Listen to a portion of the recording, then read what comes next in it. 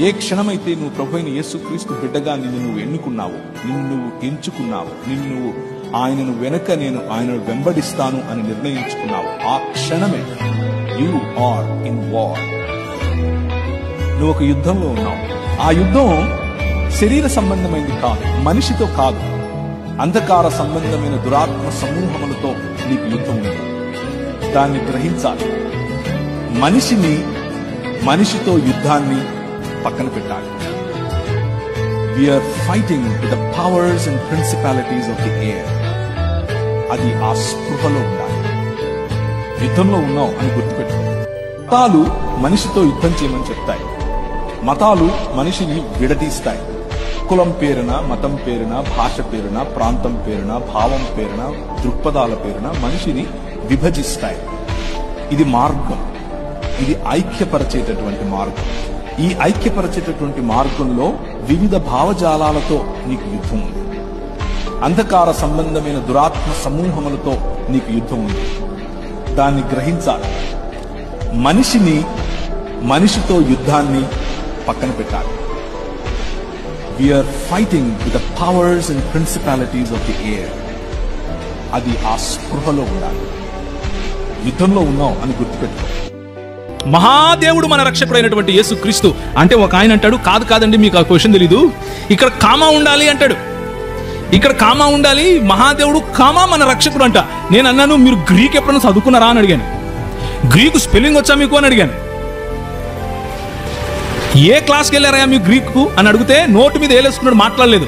Only Telugu బైబిలే చాలు నాకు అంటాడు. ఏ తెలుగులో రాశాడు యేసుప్రభు నీకు బైబిల్? మీకు తెలుగులో రాసిచ్చాడా యేసుప్రభు బైబిల్? హిందీలో రాసిచ్చాడా? అపోస్తలులు ఎన్నుకున్నటువంటి భాష అరమాయిక్ మరియు గ్రీక్. ప్రవక్తలు ఎన్నుకున్నటువంటి భాష హెబ్రీ మరియు అరమాయిక్ భాషలు. యేసుప్రభు ఈ లోకంలో జీవించినప్పుడు మాట్లాడిన మాట అరమాయిక్ భాష. ఆ భాషలో మాట్లాడినటువంటి ఆ భావ ప్రకటనను తెలుగులోకి మనము అనువదించుకున్నాం. మన బైబిల్లో ఇంత అక్షరాలలో రాసి ఉంటారు. కళ్ళు గుడ్డిపోయాయా మనకు? ఏముంది ఇక్కడ? ఆదిమ హెబ్రీ భాషలో నుండి భాషాంతరం చేయబడింది. అది కూడా చదవా?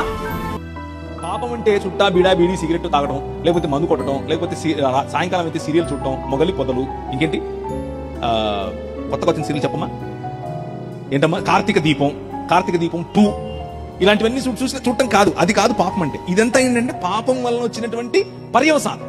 పాపంలో పడిపోయిన కారణం చేత మనం ఏర్పరచుకున్నటువంటి వ్యవస్థలు ఇవి. పాపం ఏంటి అని అంటే దేవుడిని కాకుండా దేవుని స్థానంలో మనిషిగా మనల్ని మనం ఉంచుకోవడం. లేదండి 4 గోడలు కట్టుకుని లోపలే ఉంటామండి. అక్కడే పరిశుద్ధాత్ముడు వస్తాడండి. రాజు దగ్గరికి ఎలా వస్తాడండి? గవర్నమెంట్ ఉద్యోగం చేసేవాడికి ఎలా వస్తాడండి? వ్యాపారంలో పరిశుద్ధాత్ముడు ఎలా పనిచేస్తాడండి?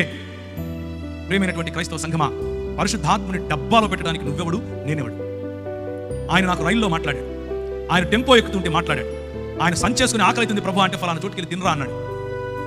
పడుకోవడానికి ప్లేస్ లేదు ప్రభు అంటే రాత్రి ఒక కళ చూపించి నాకు ఫలానా చోటుకి వెళ్ళన్నాడు. అలాంటి పరిశుద్ధాత్మ దేవుడిని డబ్బాలో పెట్టి నీ కేవలం ఇక్కడికి వస్తేనే ఆయన తాకుతాడు, కేవలం ఇక్కడికి వస్తేనే ఆయన మాట్లాడతాడు. What are we trying to do? పరిశుద్ధాత్ముడు దేవుడు.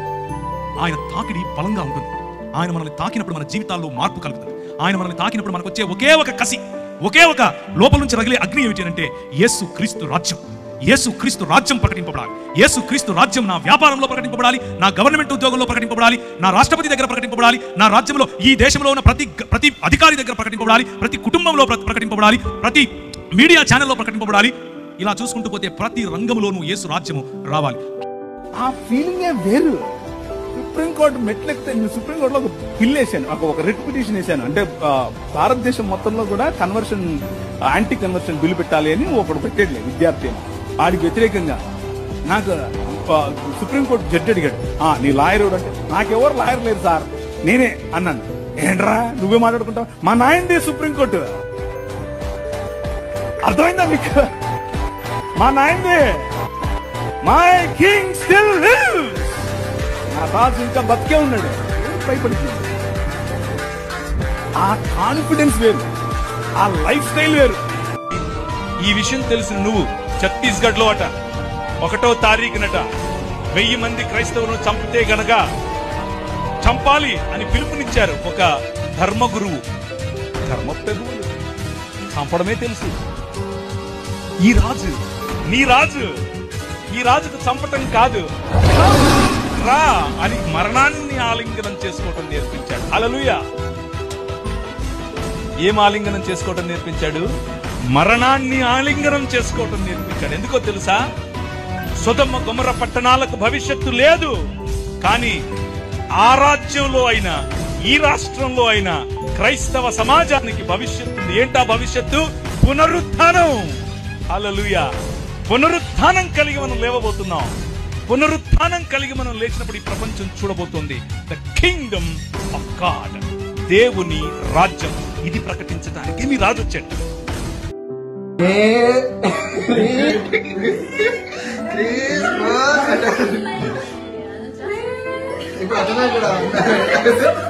అదే ప్లాన్ తో వచ్చిండు. Merry Christmas.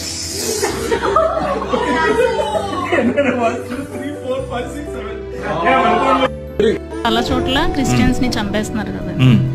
సో చంపేసి వెనకాల ఉన్న వాళ్ళకి ఎందుకు దేవుడు పనిష్ చేయట్లేదు? క్రిస్టియన్స్ ని చంపితేనే దేవుడు పనిష్మెంట్ ఇవ్వాలా, ఎవరిని చంపినా ఇవ్వాలా?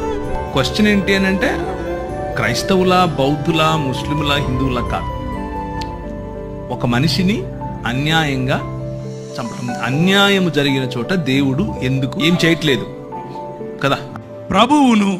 ప్రభువు ఇచ్చిన మాటను, ప్రభువు ఇచ్చిన అభిషేకాన్ని మనము నమ్మి ఒక కాలు వేస్తే ఆయన మనల్ని ఎప్పటికీ కించపరచడు.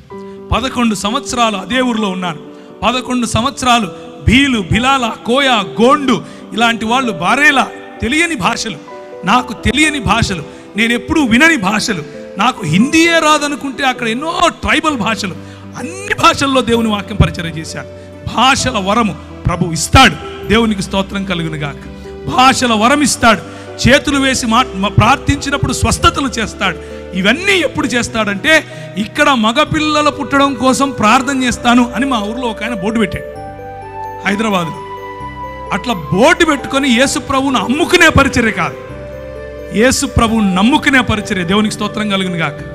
యేసు క్రీస్తు రాజ్యమును ప్రకటించే పరిచర్య. ఒక సేవకుడు చనిపోయాడు అంటే చంపిన వారు ఎందుకు చంపామా అని సిగ్గుపడేటట్లు దేవుడు కార్యాలు ఉంటాయి. నిజమండి. ఒకవేళ చంపితే ఆయనను చంపిన వారు సిగ్గుపడి 100 సార్లు సిగ్గుపడేటట్లు కార్యాలు ఉంటాయి, దేవుని కార్యాలు. ఎందుకంటే సంఘము ఒక సేవకుని మీద ఆధారపడి లేదు, సంఘము సజీవుడైన క్రీస్తు మీద ఆధారపడి ఉంది. ఆయన బ్రతికే ఉంటాడు. నేను నిజంగా అంటాను, ఆయన రక్తం చిందించిన ఈ రాష్ట్రంలో లక్షల మంది సేవకులు పుడతారు. దైవాజ్ఞను నెరవేర్చుటకు మా కోసం బలి అయ్యారు. ప్రభు రాజ్యం ప్రకటించుటకు ప్రాణాలని విరచారు. మా ఆత్మను రక్షించుటకు హతసాక్షులు మీరయ్యారు. నీతి కిరీటము పొందుటకు అర్హులుగా మీరున్నారు. ఉన్నత పనికై మమ్మును పిలచిన దేవా, మా కొరకై నీ ప్రాణం అర్పించితివి. నీలో నిలిచి ఉండుటే మా భాగ్యము. నీ కొరకై జీవించెదము. ఘటాన్ని ఘనంగా కాపాడుకోవాలి. ఈ ప్రపంచంలో దేనికి గ్యారంటీ లేదు, దానికి మాత్రమే ఉంది.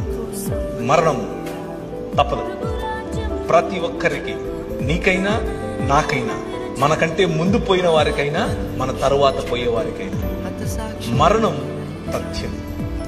మరణం, death is the only guarantee in this world. దాన్ని మించిన గ్యారంటీ ఏది లేదు. కానీ దానికంటే బెటర్ గ్యారంటీ ఇంకొకటి ఉంది. అదేమిటి అనంటే, మా నాయన తన శరీరాన్ని నాటి 3 దినములైన తర్వాత బయటకు తీసి అంటున్నాడు, మరణమా నీ ముల్లెక్కడా అని పిలుస్తున్నాడు. ఈ రాత్రి నేను మీకు ఇచ్చేటటువంటి వాగ్దానం, ఆయన చేస్తున్నటువంటి వాగ్దానం, ఈ నిబంధన యొక్క సారాంశం, 5 రకాలుగా నేను చేసిన నిబంధనల యొక్క సారాంశం ఏమిటో తెలుసా?